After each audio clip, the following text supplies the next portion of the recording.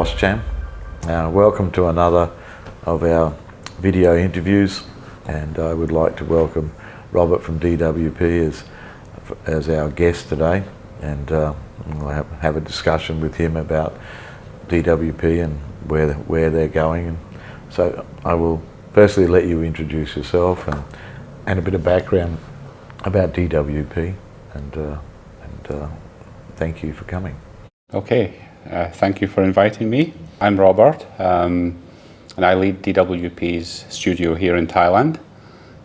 So part of my role is overseeing our design work, fostering innovation, and ensuring that our great team produces exceptional architectural interior design across the region here. DWP, has a great reputation, and anytime you mention DWP to someone, people will always recognise it. I guess, what is DWP's design philosophy? How do you create a philosophy for design? Well, that's a great question, and we have had a design philosophy really since our inception over 30 years ago here in Thailand. So that philosophy starts with simplicity and elegance, and that's at the core of our design philosophy. We believe that design should be simple, elegant, and timeless. Okay. And then following into that, we have human-centric design. So all of the places and spaces we design are for people. So we have to be human-centric. And also we take into account technological innovation. So that's the third part of our design philosophy, to incorporate technology. And then the fourth part is global collaboration. You've designed many great places. It would be nice for, I guess, our members to know and be able to recognise which of the designs that you've worked on that you're probably best well known for, or that you're most proud of. We have three portfolios. The first one, lifestyle. So lifestyle encompasses residential, hospitality and retail. Then we have community. Our community portfolio is healthcare, education and sport. And then our third portfolio is workplace, which is corporate offices. One of the latest Grade A office buildings in Thailand is One City Centre, for which we designed all of the public spaces, the lobbies and public spaces and so on. Perhaps the largest recent project is the UOB Thailand headquarters in UOB Plaza in Sukhumvit, which we did all the design for, and also the UOB Saturn office. Last year we completed the L'Oreal Thailand headquarters in Park Silom, which is 3.5 floors of office space. And that's an amazing project. It won 8 international design awards, including the French Design Awards, which L'Oreal as a French company was exceptionally pleased with. Since then we've been appointed to design L'Oreal's Middle East headquarters in Dubai. Last year we also completed the Siam Motors headquarters in their own building, Siam Patamwan House, and one of their sister companies, Siam Music Yamaha. But then we've, at the same time, in the last few years, we've completed 3 offices for Chanel, Chanel Thailand, Chanel Malaysia, and Chanel Vietnam, also Christian Dior. For lifestyle, our recent projects include 98 Wireless, the iconic residential project on Wireless Road, for which we are the architects and interior designers. And then other projects such as Munich Lang Swan, Wisdom by Forestias.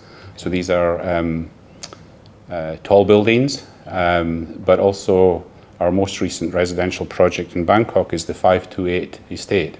Opened last year, the Moxie Bangkok Ratchaprasong. Moxie is one of Marriott's newest and most young and funky brands. And the Moxie Bangkok won 8 design awards last year. And then finally, the community portfolio. Bumrungrad International Hospital, Phuket, very much designed in a people-centric or patient-centric way. And then finally, in the same portfolio, education, which is projects like Shrewsbury International School or the Early Learning Centre here in Bangkok. That's quite a range, and that's quite diverse. I mean, and also, I guess, trying to stay ahead of the curve, etc. Innovation is something that you have to embrace and use in your designs. How do you keep innovating in design? Yeah, well, innovation, I would say, is part of DWP DNA, both in our design and in our approach to technology. So, for example, we were perhaps one of the first design firms in Southeast Asia to adopt 3D building information management modeling, which is the software we use here is called Revit, which means we design everything in 3D computer models from day one. And when I say the first, that means for architecture and interior design. So from the very first concept for an interior, even the furniture is available and designed in 3D. So we can take the client through the model by walking through the space that we're designing from the very first.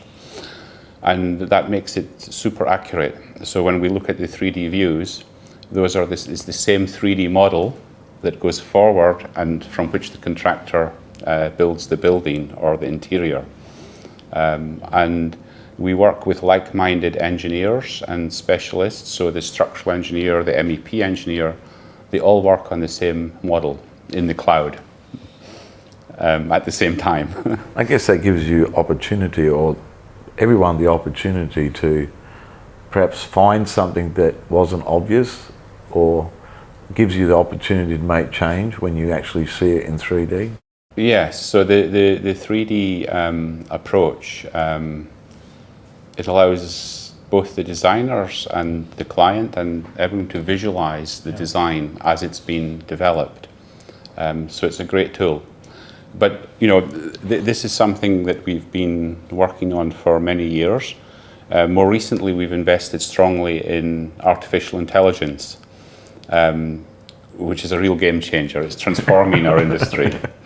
And the DWP, we've always been early adopters of new technology. Yeah. And we've, as I say, we've invested strongly in AI, both for design, but across all aspects of our business. So this is our latest, I would say, technological innovation, which we've grasped and are progressing in our studios. What's the future trends that you're experiencing in design? In hotel design, having a compelling story and a visual narrative and an authentic experience is perhaps more important even than the location of the hotel.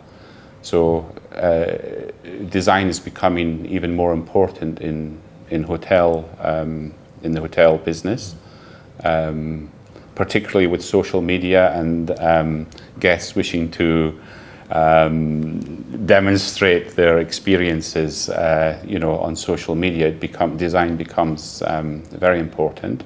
In residential, perhaps we see increasing interest in branded residences, so that residences are designed specifically around a lifestyle or a brand. So that's perhaps two of the trends in our lifestyle portfolio. In healthcare, like I mentioned, patient-centric design is key, and particularly in Asia and with some of our clients, hospitality-orientated healthcare, where the hospital itself, whilst clinical and using the latest health technology, is designed like a hotel to give that hospitality-orientated healthcare experience. It has been talking to some of our sponsors, but this issue about, the experience is all part of a lot of things that we do, including wellness, hospitality. So it is obviously part of a lot of it. Also, at the same time, many businesses and the word sustainability is becoming bigger and bigger, and I guess there's a greater push towards how do we, it's almost innovation in sustainability too, but how do you use sustainability in designs? What do you consider? Yeah, so sustainability, environmental sustainability is an integral part of our design, and it should be, because a large proportion of all the carbon emissions around the world come from the construction industry. Firstly from building the buildings, and then the buildings in use, the energy that they consume. So, as I say, it's integral to our design process, and it ranges from passive issues like the location, the siting of the building, the design of the facade, designed to reduce solar heat gain, therefore reduce air conditioning load, down to lighting controls inside the building, water quality controls, the air conditioning system, the filters and so on, to make sure that the air is pure. And then also we look into the sourcing of materials, specify materials that are themselves more sustainable, even in their manufacture, to reduce the what we call the embodied carbon in the building, the amount of carbon that has been expended in making the construction materials, and that even extends to local sourcing. So trying to select and purchase materials locally rather than having them transported around the world. So that all goes into our consideration as we're doing our design. I have one last question for you. What message would you send to young designers today? Oh, okay. So, well, we love young designers. We have many, every year we have both interns and also new graduates joining us in our studio here in Bangkok and our other studios throughout Asia, the Middle East and Europe. I guess my message would perhaps be threefold. Firstly, to embrace, like DWP, embrace technology. BIM, 3D modeling, parametric modeling, AI. These tools they're no longer optional or nice to have. They're essential for pushing the boundaries of design. Secondly, for a designer, to be curious. Curiosity is one of the great secrets of the great designers. Be curious, challenge, and be prepared to challenge the status quo. Ask questions. And then I think thirdly, keep it simple. Yeah. So a great design maxim is keep it simple, stupid. Absolutely. So, Robert, thank you for coming and talking to AustCham and our members. I'm sure they'll find what you've said very interesting and fascinating.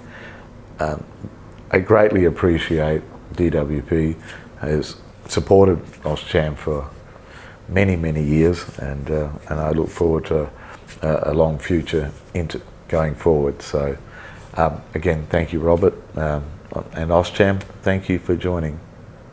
Take care.